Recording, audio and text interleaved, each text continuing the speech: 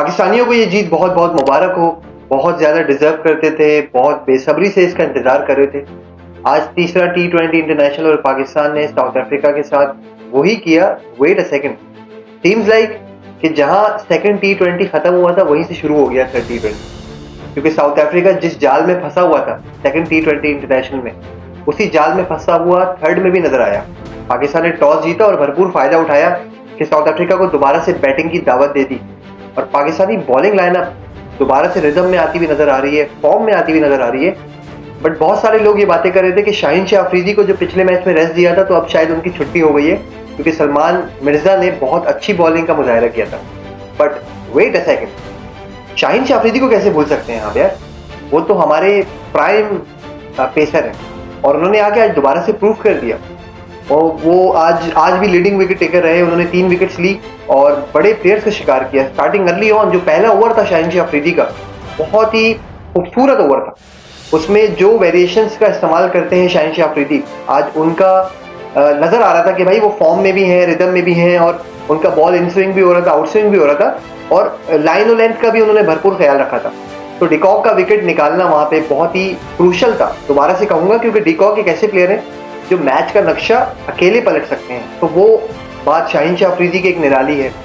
Second, Salman Mirza ने आज भी बहुत अच्छी बॉलिंग की, विकेट लेस रहे लेकिन सिर्फ 16 रन दिए उन्होंने। और साथ ही साथ आपके फ़हीम अशरफ, जिनकी तारीफ हमने पिछले वीडियो में की थी, उन्होंने आज भी बहुत ज़्यादा इंप्रेस किया, 2 विकेट्स उनके हिस्से में आई। लेकिन बात यहाँ पे करनी पड़ेगी उस्मान तारिक की। अब देखें, मैंने इस पे पहले एक वीडियो बनाई थी और आपको बताया था कि उस्मान तारिक जो है उनका एक्शन 2 बार पहले रिपोर्ट हो चुका है और वो क्लियरेंस लेकर आए थे पीसीबी से। तो जब 2 बार उनका एक्शन रिपोर्ट हुआ था, अब उनके साथ 2 इश्यूज हैं। पहला इशू तो उनका डिग्री का है।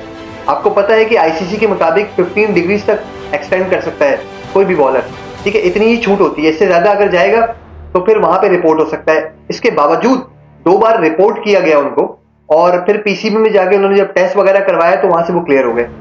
ठीक है, ये इशू तो है साथ साथ, लेकिन एक इशू और भी है उनके साथ। वो ये है कि जब वो फॉलो थ्रू में होते हैं, बॉल करने लगते हैं, बॉल को जस्ट रिलीज करने से पहले एक पॉज लेते हैं, और वो पॉज बहुत ज्यादा जानलेवा होता है बैट्समैन के लिए, क्योंकि वहां पे उनको टाइम मिल जाता है सोचने का, और कभी कभी वो बॉल रिलीज भी नहीं करते, रुक जाते हैं। तो ये एक इशू है, 2-3 सेकंड का जो पॉज आता है यहाँ पे, ये मसला तो है। तो इसके बारे में भी अब थोड़ा सा देखना पड़ेगा उस्मान तारिक को भी, और पीसीबी को सोचना पड़ेगा कि इसका क्या करना है, क्योंकि आगे मुझे नजर आ रहा है कि बहुत सारे जो बड़े इवेंट्स आएंगे, और अगर उस्मान तारिक वहां पे खेलते हैं पाकिस्तान के लिए, तो उनके लिए इश्यूज पैदा हो जाएंगे, क्योंकि वहां पे वो जरूर रिपोर्ट होंगे इस पे। और अब अगर रिपोर्ट होते हैं दोबारा से तो वो बैन हो जाएंगे, सस्पेंड हो जाएंगे वो, फिर उनको आईसीसी से क्लियरेंस लेना पड़ेगा वापस बॉल करने के लिए। तो ये एक इशू है। खैर, उस्मान तारिक का पहला T20 इंटरनेशनल था और उन्होंने बॉलिंग तो अच्छी की, बहुत अच्छी बॉलिंग की, विकेट्स भी उन्होंने ले ली, विकेट टेकर भी वो रहे, 2 विकेट उनके हिस्से में आई। साउथ अफ्रीका के बारे में जैसा मैंने पहले कहा था, पिछले T20 में 110 पे ऑल आउट हो गई थी, इस T20 में 139 रन वो बना सकी, 9 विकेट्स उनकी गिरी, ऑल आउट होते बाल बाल बच गई। लेकिन पाकिस्तान के लिए ये जो चेस था 140 का, ये इतना मुश्किल नहीं था। लाहौर की पिच आपको पता है कि बैटिंग पिच होती है, वहां पे बैट्समैन को थोड़ा घेरना इतना आसान नहीं होता। तो पाकिस्तान की जो आपने पता है पिछले मैच में फॉर्म लगी हुई थी, इस मैच में जो फॉर्म लगी हुई थी, तकरीबन सारे प्लेयर्स ने कैरी की सिवाय साइम अयूब के। भाई क्या कहें साइम अयूब के बारे में, बेचारे इतने अनलकी चल रहे हैं कि ये जो अंडे हैं ना, ये उनके नसीब पे रह गए हैं। आपने एशिया कप में देखा उनके साथ क्या हुआ था, और अब दोबारा से ट्राई नेशन में भी इवन के, और अब दोबारा से एक अंडा उनको मिल गया है यहाँ पे।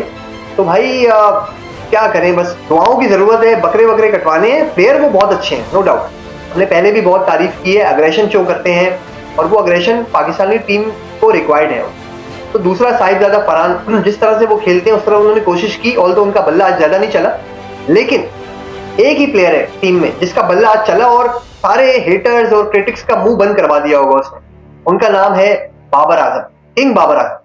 क्या बल्लेबाजी की बाबर आजम ने, क्या खूबसूरत बल्लेबाजी की।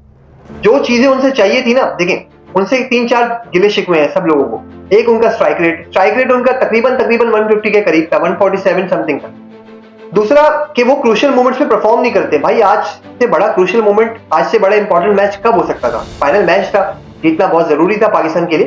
तो बाबर आजम ने आज परफॉर्म करके दिखा दिया, और उन्होंने बता दिया कि भाई वो एक सुप्रीम प्लेयर है, वो एक प्राइम प्लेयर है, और पाकिस्तान की जो पाकिस्तान की जो बैटिंग लाइनअप है उसका स्पाइनल कॉर्ड का वो काम करते हैं।